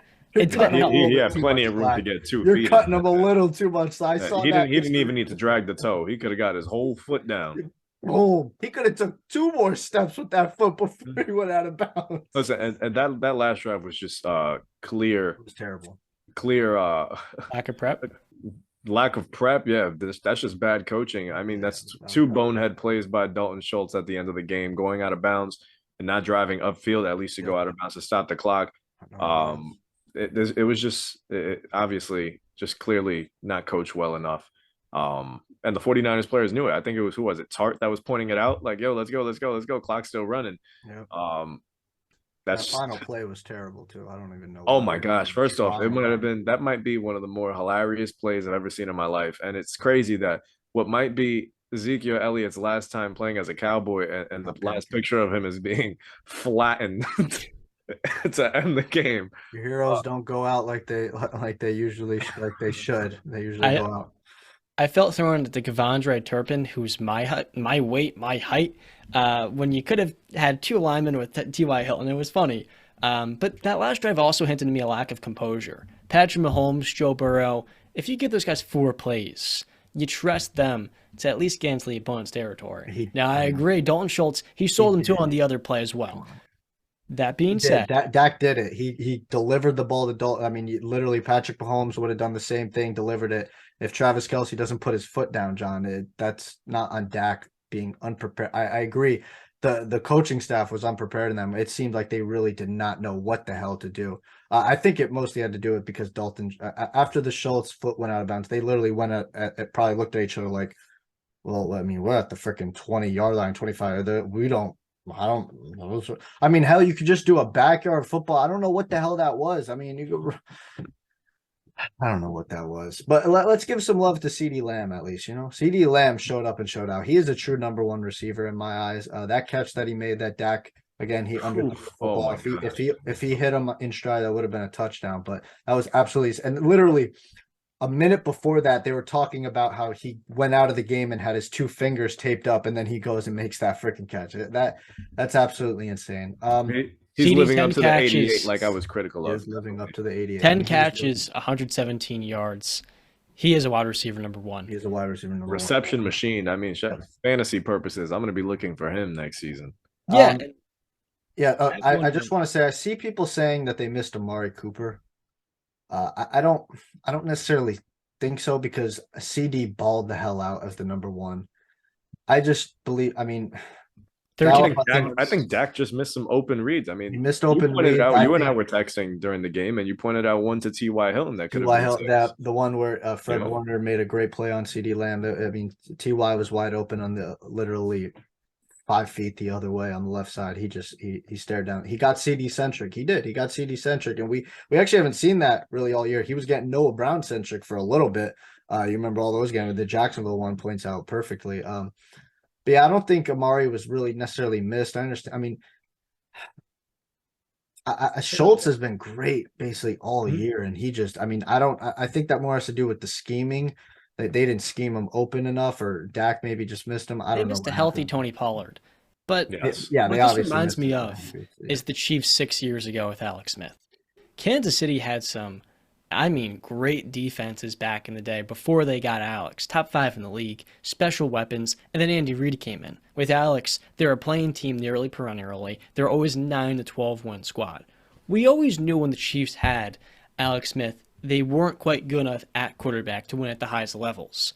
With Dallas, it's the same thing. Once you pay that QB and he's not good enough at $40 million, it is harder to support him with every single thing that he needs. Dak is good enough if you give him every single thing. If I'm the Cowboys, the same way Kansas City did 6 years ago, I'm looking at quarterbacks in the first round so I can invest in somebody that can sit behind Dak Prescott. And you know what? Whole light of fire underneath Dak, because Dak needs to be better in these games. I think Dak's good, and 20 teams would love to have him. That's why the same way Kansas City did with Alex Smith, you can move him, and someone's going to be happy and give you a second or third round pick. But you have to. Once in a lifetime. You have to. But you have to take these shots, and not many teams do. If you want to win a Super Bowl, you're not going to attack on this contract. You know what the upside is here. Is that a caveat? Are you putting a caveat with this contract? Do you believe Dak can win a Super Bowl, or is the caveat, or you don't believe Dak can win a Super Bowl even if he's on the lesser contract? If he's making $35 to $40 million, I don't think so. No, because you're going to need to support him with everything. And they draft. Like if he's making $25 million, $20 million, you think that he can win a Super Bowl? If he's again what Brady's getting each season, then there is a caveat on that note. But for the Cowboys, man, there's no reason you shouldn't be looking into a quarterback. You need to get higher upside play, and you need to get somebody who's cheaper. I feel like with Zeke, it's a tough thing that hamstrings them. You can't have 2 things right there on that offense because it makes the margin for error so much slimmer. And we've seen with Dak, he is too inconsistent to rely on him in these moments. I like Dak. great story, and he's overcome a lot, man. But if you're trying to win a Super Bowl and that's the expectation, you can't put all the blame on Mike McCarthy. Dak was the reason they won, the biggest reason they did not win, and it wasn't solely Mike McCarthy and his staff. No, but I just, man, dude, if you're gonna move on from Dak, who I believe is a borderline top 10, I think you guys would agree he's at least top 15. Mhm. Pretty big gap there between the top 8 and the top 12, wouldn't you say? If they're making all the same money, man, big difference there. Okay. I mean, yeah, yes and no, but to me, it's just you better be right. You better hit it, because if you don't and you're giving up on Dak and you end up You're not giving up on Dak. No, You're just no, giving up. I drafting mean, the like, points. yeah, getting a new guy. I mean, sorry, I shouldn't have said giving up, but getting a new guy in there. It's just you better be right with that, because if you're not, you could be looking at a much worse future. Because like I always say, the grass ain't always green on the other side. It I might be. truly believe. Listen, I'll one last statement for me, and then we can move on. But or if you guys have anything else to say after this, but I wholly disagree with John on that. I do believe Dak Prescott is good enough to win the Super Bowl. I believe I stand behind this. The Dallas Cowboys lost this game. The 49ers did not win this game. You had two. I mean, I don't necessarily. I agree just with that. I look at all the You things. punching the touchdown. You got a fumble on your own opponent's 20 I yard get. line. I look at. I just look at everything in its totality. In terms of, I believe they outplayed the 49ers that entire game. I just feel They did. two turnovers basically, robbed them of the game. But two dropped interceptions, a blocked PAT, Pollard going down before half. The O-line came in banged up. No cornerback 2 or cornerback 3. Zero run game after Pollard goes down. Dak didn't play well, and they only let up 19 points and lose by Dak one played like score. trash. It wasn't that he played well. He was I terrible. just said he didn't play well. There's a pretty big difference between playing like trash and not playing well. Brock Purdy didn't play well, but Brock Purdy finished with no turnovers. Dak Prescott played like trash, man. I don't think he played Absolute like trash. trash. I don't think he played well. I think he played That was a terrible. I don't think he brought it yet. I mean, the only reason they would have won that game would have been because of the defense. Dak Prescott, I don't think did nearly enough to capitalize them to a win. But I don't know if you were done with your point, but I wanted to ask you guys a question. It didn't matter. John was going to interrupt me. Now, I wanted to ask you guys, what do you guys think of or who do you consider the middle class of the quarterbacks currently right now? Because I don't remember the middle class of QBs being as bad as they are now. Because back when we're growing up, I'd say the middle class was guys like Matt Ryan, who won an MVP, advanced to a Super Bowl, Eli Manning, 2 Super Bowl titles, a Tony Romo, who, was putting up numbers and good enough to potentially get your team to an NFC title game, even though he wasn't able to. But, if you look at that Green Bay game, things could have changed. But I don't know. I look at today and you see guys like Derek Carr, you see guys like Daniel Jones, Ryan Tannehill. Who is that middle class of quarterbacks, and has the position, I guess, regressed? Nah, it's gotten better. Talent wise, it's gotten better, but that's in the top 8 maybe. Like you said, there's a big gap between top 8 and then whoever's behind them. You're right. Matt Ryan and Tony Romo, those are like outside top 10 quarterbacks, the same way Kirk Cousins and Dak are today.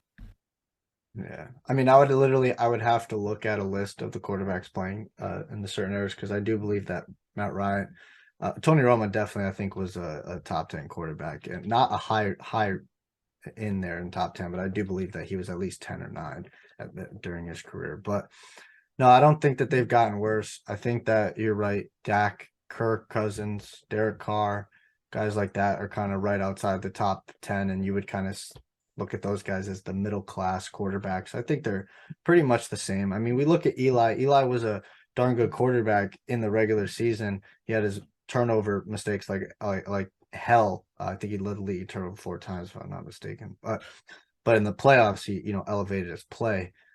Derek Carr was better than Eli Manning in the regular season. Kirk Cousins has been better. Dak Prescott has put up better numbers. So I think it's different when we look at them. We obviously look back at our nostalgia more fondly than we get now. Sure. And just a curious question that I had to ask. Yeah. Even if you draft a quarterback like Jordan Love, and he hasn't become the guy, Oh my he propels Aaron Rodgers into his third MVP. This guy So with you're, his you're Jordan a Love. gonna you're a gonna be honest and get cheaper so you can build a better team, and then you can actually raise the ceiling of the squad, or B, you can get that fire lit underneath the Dak or Aaron Rodgers, and in turn they become better players. That's another thing too, man. I think the risk is pretty wise because the reward here, I mean, where are you going to go if you don't draft a quarterback, man? You know, Tony Romo isn't drafted. Dak Prescott is a fourth round pick. Why not take a shot on a guy in the top 10? When you like the prospect that much, if you think you had the play top callers, now the 10. coaching's a different story, but a top 15, top 20 pick, you know, top 10 would be great. You can move into the top 10 the same way the Chiefs did for Patrick Mahomes, and no one expects you to. It comes down to you liking the prospect and thinking he can fit well enough to develop in your squad. Now, talking about some UFC, we're going to switch over now. Brandon, 283 on Saturday night. What was your biggest takeaways? Yeah, just quick hitters. I mean, I'll start off bottom to top. So first off, there were two retirements this Saturday night, if you want to say. Shogun Hua, like I mentioned on Thursday, was going to retire after this fight. It was his last fight. Hall of Fame career, legend of the sport, former champion. So congratulations on retirement to Shogun Hua. Jose Aldo, one of the greatest of all time, one of the top either 1, 2, 3, depending on what order, featherweights of all time. He was inducted in the UFC Hall of Fame. So congratulations to Jose Aldo. Terrence McKinney, I was hyping him up. I'm a big fan of Terrence McKinney. I was telling you guys, he's got a great story if you want to look on that. But he had a tough matchup. He went in against a Brazilian gangster who just was not. I mean, him and his brother were actually fighting on the same card. Both brothers won via finish, so great for them. But bad for Terrence McKinney. Got flatlined by a switch knee, basically, and he just didn't look better than the guy he was fighting. He looked a little slower. He was off time. He was overthrowing shots. It just didn't look good. But one thing I want to say is Barstool, because before the fight, Terrence McKinney tweeted at Barstool and said, "These guys, there's a reason why people don't like Barstool because they don't know what they're talking about. They don't know sports." And because some guy picked the other guy to beat Terrence McKinney. And then this just shows lack of class in terms of Barstool. They posted the video and the picture of Terrence McKinney flat on his face, knocked out. And it goes to show you, Barstool, I mean, come on. Show some, decency, show some manners. I mean, yeah, you were right. Okay, the guy won. He got knocked out. Take that as your pride. You don't have to go on social media and post it like a jackass. All right. It's just, and Terrence McKinney tweeted at them after when he saw that. He says, "This is exactly why people don't like Barstool." And it's true because we see it all. I see it all the time as an MMA fan, them posting stuff like that. And it's just, it's not cool. And I've said this before on the show. I said it about Mad Dog and I got hyped up about that a couple months ago. I'm going to say it again. These fighters are not football players. They're not basketball players. They're not baseball players. These are fighters. They are different. You want to know the difference? Robbie, I think it was Robbie from Barstool or whatever, the interviewer who covers MMA. He found out firsthand these fighters are different. He said some cross stuff about Nate Diaz or one of Nate Diaz's teammates. They were face to face behind and backstage in a UFC event. Robbie thought he was just going to get an interview with Nate Diaz, and guess what? He got bitch slapped by Nate Diaz. All right, it's different. You see these guys in person, you best be ready to back up your words. It's not fun and games to them. You go inside of a cage in your underwear and fight another grown man or woman in front of millions of people. It's different. Okay, these guys are wired different. I just had to get that off my chest. Barstool, show some class, all right? You're 100% right. It's Yeah. just to touch on that. It's one of those things where you're kicking on somebody while they're down. You just don't do that. You're right. Have a little respect. Have a little class. These people aren't just doing this for your entertainment. They're doing it to feed their families. Mm-hmm. So, 100%. So moving on to the main card, the pay-per-view. Started off wild, ended in a finish. I only missed on 2 fights this entire card, 2 out of 6, I believe. I missed on 2 of them, Terrence McKinney and then the main event, which I'll get to. But Paul Craig and Johnny Walker fought, and they both Johnny Walker got the finish by TKO in the first round. I believe I didn't. If you asked me, I said that fight's not going the distance. It didn't. Great win by Johnny Walker. Jessica Andrade absolutely bullied Lauren Murphy. It just wasn't even close. It was via complete unanimous decision. People were calling for the fight to be stopped even beforehand. There were no knockdowns, but it was just an absolute. You could just see Andrade feared nothing coming back at her, and she was just peppering her and pounding her face with big hooks and big shots. It was bad. Next up, Gilbert Burns absolutely made it look easy against Neil Magny. I didn't think so. I was a little weary of this fight. I thought Neil could give him a little bit of trouble. He's a very tough matchup to go against. He's tall, long, and lengthy. He's got good takedown defense, good jiu-jitsu, good striking, but I didn't expect Gilbert Burns just picked him up, slammed him on his ass. The length kind of gave Gilbert a trouble for just a second. Then he figured it out, was able to get the submission, and Magny tapped out in the first round. So big win by Gilbert. It was very risky for him. He was ranked number 4, and he fought, I think, the number 11th or 12th ranked fighter in welterweight division. So it was very risky, but he called out Colby Covington, who's the number 2 ranked welterweight in the world right now. I don't know if that fight's going to happen because Colby kind of I've got some choice words for Colby Covington that I probably shouldn't say on air, but let's just say I don't know if he's going to be fighting anytime soon because he likes to tuck his tail between his legs. Moving on to the co-main event, Brandon Moreno versus Davison Figueiredo, the quadrilogy for the flyweight title, unification time. Brandon Moreno just beat up on Davison. It was close here and there. Davison had a couple of guillotines, kind of tight, but at the end of the day, I looked at, Moreno was able to get his head out. He was able to stay patient, stay calm, and get his head out of there. Figueiredo really just didn't have anything for him. He really didn't. Moreno came out calm and composed. He wasn't showboating like he did last time. Same face, high guard, came out, dominated. Got the finish via TKO, doctor stoppage, whatever you want to call it. It was stopped in between rounds because it was a little bit of a controversial ending, but not really when you look at the replay. Moreno throws a wide left hook straight at Figueiredo's eye, but the knuckle of Moreno hit Figueiredo's eye, which is completely legal because it's a closed punch and it just it can happen like that. And Figueiredo's eye swole up; it was completely shut, and he couldn't continue after that. So hashtag and new undisputed UFC flyweight champion Brandon Moreno, the assassin baby.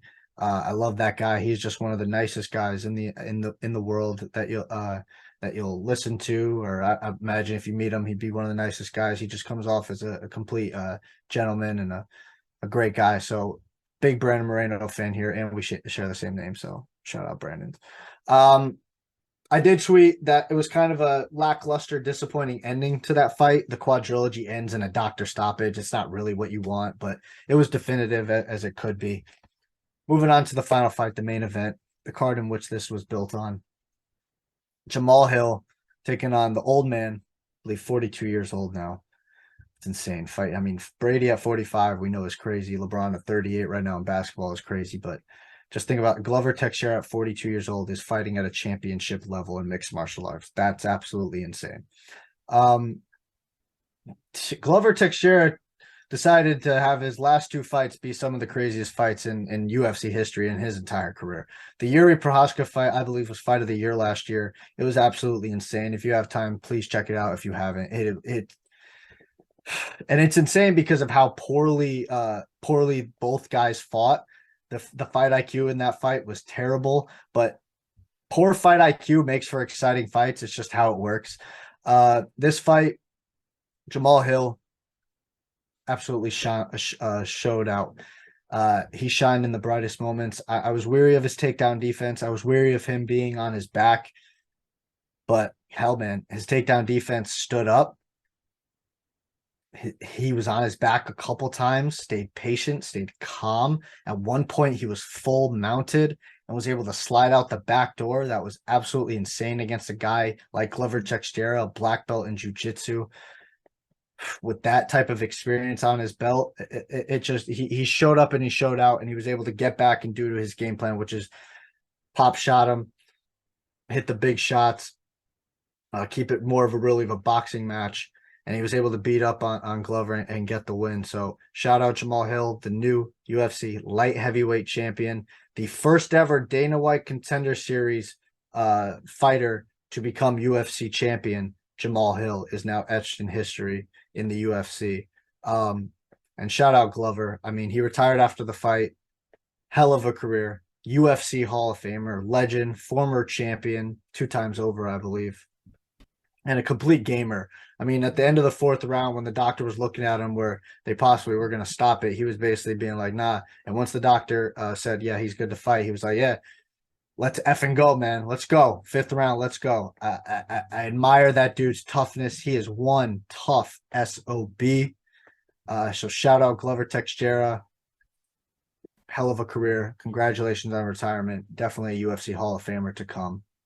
And he's the second oldest UFC champion after submitting Jan Blachowicz. Jan Blachowicz. Yes. And UFC 267 right after actually turning 42 years old. Yep. So yeah, that was UFC 283 in Rio de Janeiro, Brazil. And that was it. I mean, I'd like to just a fun little thing. I want to play a little matchmaker here because I like doing this. So what I would like to see next after this card, I would like to see Jamal Hill take on Magomed Ankalaev for the light heavyweight championship. Ankalaev fought for the title last month against Jan. It was a split draw. I think he deserves the title shot now against Jamal, while Yuri, the true champion, rests and recovers and gets healthy, who I believe we probably won't see till the end of this year. Glover obviously retired, so he's not getting a fight next. Brandon Moreno, he's going to be fighting Pantoja, who actually owns a victory over Brandon Moreno years ago in Moreno's first stint in the UFC. Moreno was cut from the UFC a couple of years ago and was able to make it back, and now he's a 2-time UFC champion, which is just absolutely insane.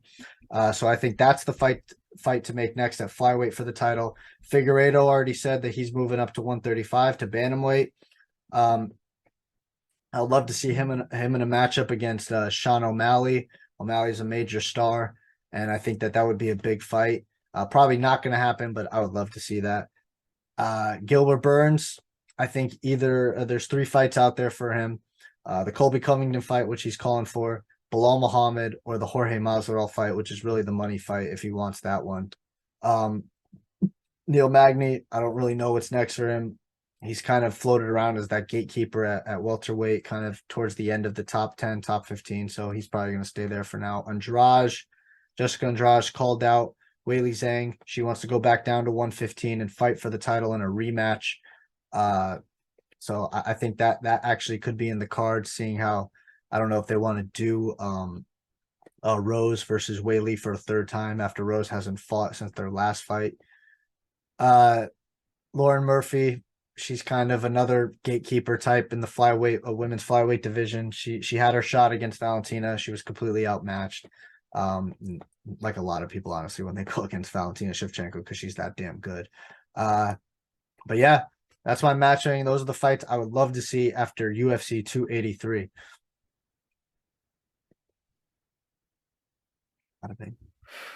So, anything else you guys like to add on top of that, Jura?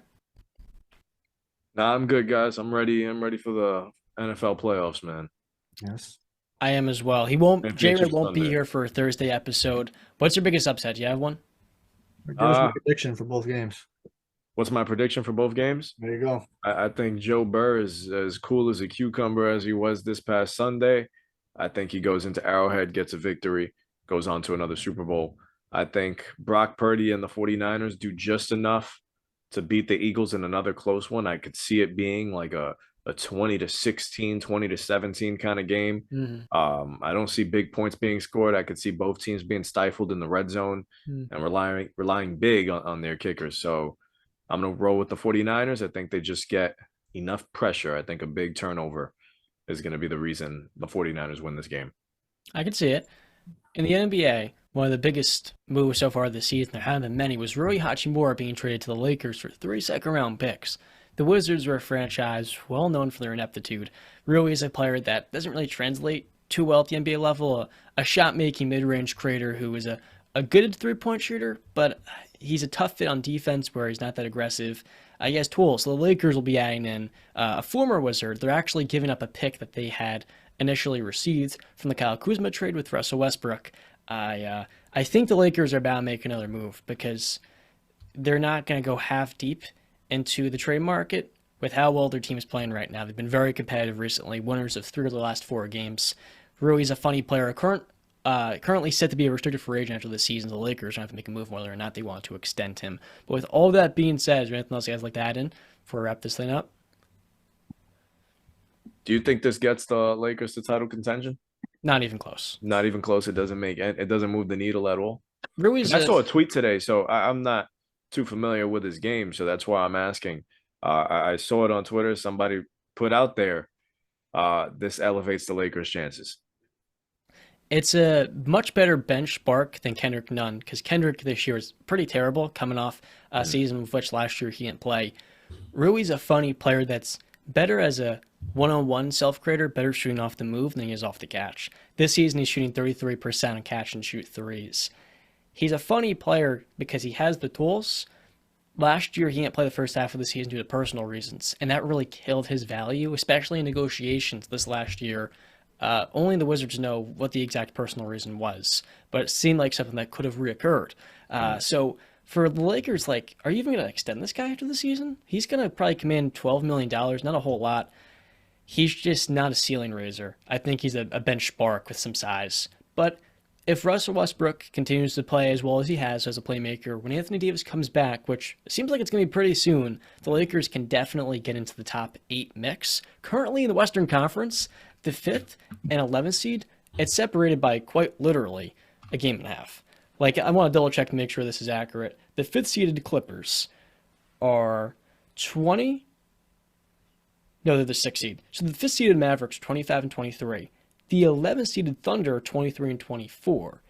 So there's only a gap of game and a half.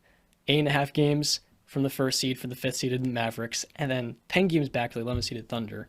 The Lakers should climb to the top 8 because AD is going to be healthy. But Hachimura is just an upgrade off Kendrick Nunn, basically. Okay. Yeah. I'm hoping the Lakers regroup because I don't want to see a postseason without LeBron James anymore. For sure. Yeah. Final statement. The GOAT, Tom Brady. I guess at a press conference, I can't find the goddamn video for the life of me because I want to hear his tone when he says it. There's a quote that just came out. I guess he was asked about his future and, what's going to happen. And he said, and I quote, I'll PG it for you guys. If I knew what I was going to effing do, I would have already effing done it. End quote. Seems like Tom Brady's fed up with the questions. Understandably so. But he also does have to understand he's the most glorifying figure in the sport of football. People want to know what he's doing at every waking moment. Those questions will never stop because he's going to be 46 entering next season. After next season finishes, they're going to ask, are you going to retire? It's going to continue to happen. So that's just that's what happens when you're in the sun. I love the fire from Brady. I just love that fire. No, I love it too. I saw some stuff with Gronk basically hinting at he is for sure playing next year. Oh yeah. Just mostly seems like it'll be in a different location. So we'll see. It has to be the perfect situation. We've said that. I don't know what that would be. Maybe it's playing with Tom Brady someplace else, not Tampa Bay. With all that being said, it will wrap up episode number 68 of the Wise Guys podcast. We talked about a lot today, but we enjoyed you. Appreciate sticking around. It's a fun discussion, and as always, we'll see you next time. Peace. Stay classy, y'all.